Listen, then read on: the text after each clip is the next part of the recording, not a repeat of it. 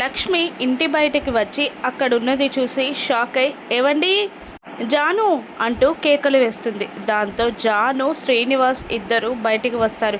ఏమైందమ్మా అని అడుగుతూ ఉంటుంది జాను. అదిగో అటు చూడు అని చూసేసరికి బయట ఉన్నది చూసి జాను శ్రీనివాసులు కూడా షాక్ అవుతారు. ఎందుకంటే అక్కడ వాళ్ళ ఇంటి ముందు ఒక చెట్టు కింద ఒక చిన్న పరదా లాంటిది వేసుకొని జై కూర్చొని నన్ను క్షమించు జాను, ఐఎమ్ సారీ అని స్లోగన్స్ రాసి అక్కడ కింద కూర్చొని స్ట్రైక్ చేస్తూ ఉంటాడు జై.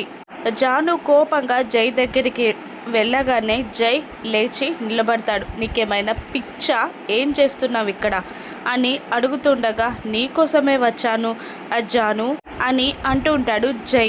నువ్వేం చేసినా నేను నీ దగ్గరికి రావడం అసాధ్యం, నేను నీ దగ్గరికి రాను అంటుంటాడు జైతో జాను.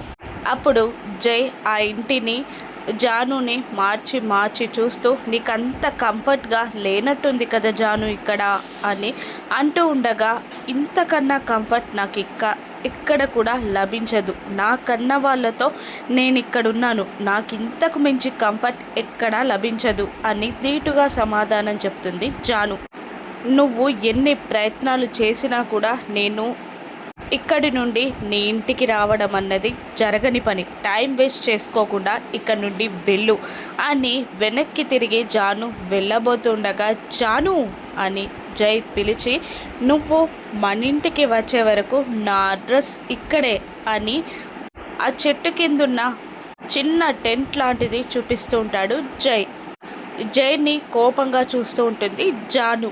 జై మొండితనానికి జాను లొంగిపోయి మళ్ళీ పంజరంలోకి వెళ్తుందా, లేదంటే జైని అక్కడి నుండి ఎలా పంపించేస్తుందో జాను రాను ఎపిసోడ్స్లో చూద్దాం. Thank you for watching.